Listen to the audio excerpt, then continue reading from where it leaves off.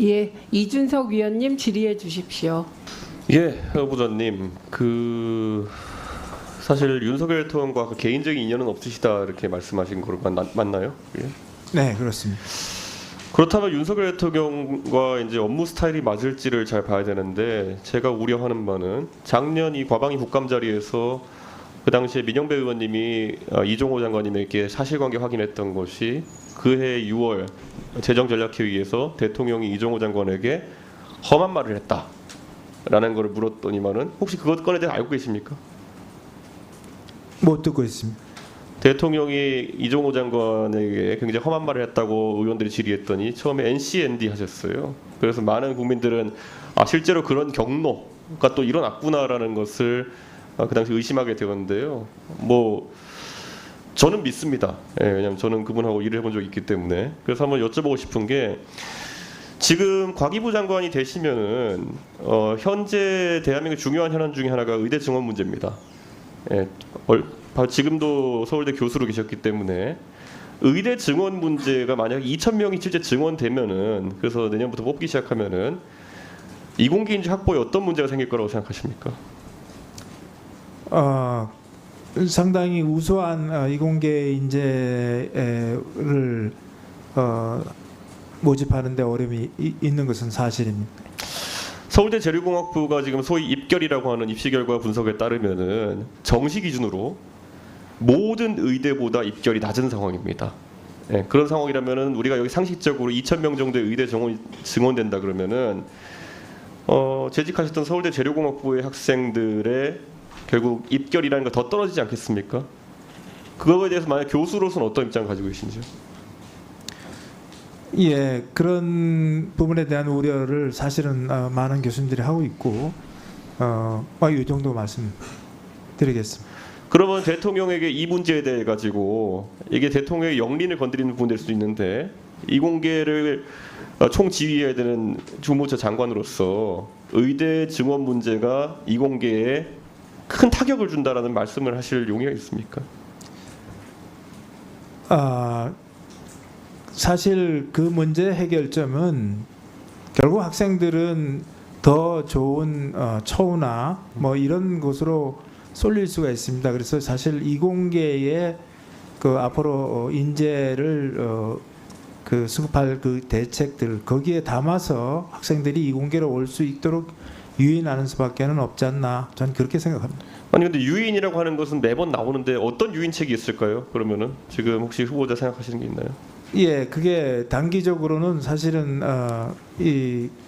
해결할 수 없겠지만 어쨌든 국가적으로 의미 있는 이공계에 대한 인식 개선 처우에 대한 선언이 한번 2002년도인가 국가과학 기술 중심 사회 뭐 이런 슬로건이 한번 있었습니다. 아마 지금쯤은 그런 수준 이상의 현실적인. 근데 후보자님 죄송한데 지금 이 의대 증원 문제는 바로 몇 달 뒤부터 시작되거든요. 혹시 구체적인 대안이 없으시다는 얘기인가요, 그러면? 아니요, 제 생각에는 단기 대책은 참 말하는 게 어려운데 그래도 이공계 쪽에 그 외국 학생들 상당히 참 스마트한 학생들이 한국에 많이 들어오고 있습니다. 그런 학생들도 활용해야 되고 또 여성 인력도 활용해서 당분간의 문제는 좀 다각도로 검토할 필요가 있고 그것이 이제 중장기적으로는 이공계 쪽으로 인재가 오를 수 있는 그런 정책이 필요하다. 지금 보면은 혹시 4대 과기원을 이제 과기부에서 관장하게 돼 있는데 4대 과기원 교수들 임금 평균이 얼마 정도 되는지 혹시 알고 계십니까?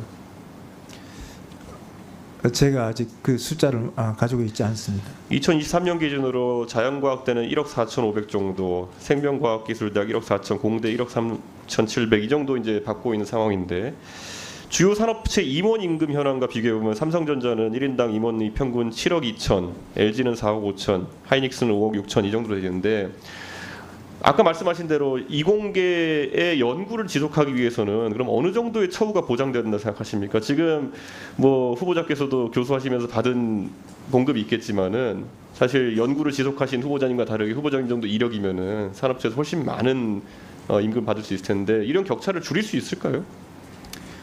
예, 그 사실 우리 졸업생들이 이제 이렇게 교수가 된다든가 이런 데 대한 선호도가 굉장히 떨어져 있습니다. 그 이유 중에 하나는 처우인데 어쨌든 중요한 역할을 하는 사람들한테는 처우도 거기에 상당하도록 국가가 신경을 써야 된다 이렇게 생각을 하고 있습니다. 그럼 가장 대표적으로 교수 연봉 같은 경우 올려야 된다 생각하십니까? 아니면 뭐 방법이 없는 겁니까? 저는 올려야 된다고 생각을 합니다. 왜냐하면 이런 문제 하나하나가 지금 이공계에서 우리가 뭐 매번 유인책을 만들겠다 이런 게 아니라 구체적으로 연구자가 연구에 집중할 수 있게 하는 그런 제도들이 필요한 건데 지금 후보자께서 그걸 대통령에게 피치를 올릴 수 있느냐 이게 이제 중요한 거거든요. 대통령께서 지금 보시면은 R&D 예산 깎고 뭐 카르텔 얘기하고 이런 거 보면은 대통령께서는 더 투자를 하기보다는 최대한 옥죄려고 하는 거 아니냐라는 의심이 있거든요. 그러면은 물론 대통령이 지명한 국무위원이지만은 대통령에게 할 말하는 게 중요하다고 생각하는데 바로 이런 얘기 하시겠습니까? 교수 임금 올려야 된다 이런 거 하실 수 있겠습니까? 아마 대통령께서 이제 모든 그 소위 그 지금 말씀하신 것에 그냥 어떻게 들으면 독단일 수 있는 그런 말씀들을 자꾸 하시는데 대통령께서도 어딘가는 또 그러저러한 의견을 들으실 줄 믿습니다. 그래서 그것에서 제가 좀 소통 역할을 좀 해서 좀 더 판단을 하실 수 있는 그런 전임 역할을 이종호 장관님께도 비슷한 질문을 드렸는데 이종호 장관님은 저희 위원회에 말씀하시기를 의대 증원 문제 등에 대해 가지고는 본인이 따로 대통령께 어떤 의견 표현을 하신 적이 없다고 하셨거든요. 후보자께서는 이 2,000명 의대 증원 문제 그리고 이 연구원 처우 문제 이런 것들에 대해 가지고 능동적으로 안 물어보셔도 먼저 얘기하셔야 되는 겁니다. 그걸 부탁드리려고 하는 겁니다.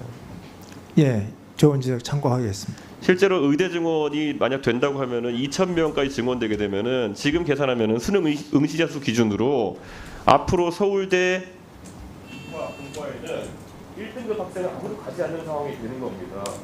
그런데 그런 상황을 과기부 장관이 연구를 책임지는 사람이 제대로 얘기하지 못하면은 누가 그걸 하겠습니까? 감사합니다. 최영도 위원님 질의해 주십시오. 네, 대한민국 민주화